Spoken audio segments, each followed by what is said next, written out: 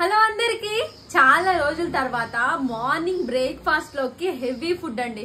వచ్చేయండి చూపిస్తా. చూసిరా ఇప్పుడే పొగలు కక్కుతున్న చికెన్ కర్రీ అండ్ వేడి వేడి మినప వడలండి. చూసిరా అండి ప్లేట్ అంతా ఎట్లా పొగలు పొగలు వస్తుందా.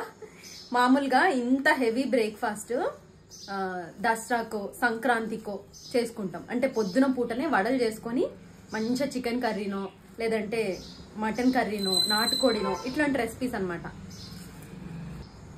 అబ్బా చికెన్ కూరలో మినపవడ కాంబినేషను ఎవర్ గ్రీన్. నాకైతే ఇప్పుడు సంక్రాంతి పండుగ ఆల్రెడీ ఈరోజు వచ్చేసినట్టే ఉంది.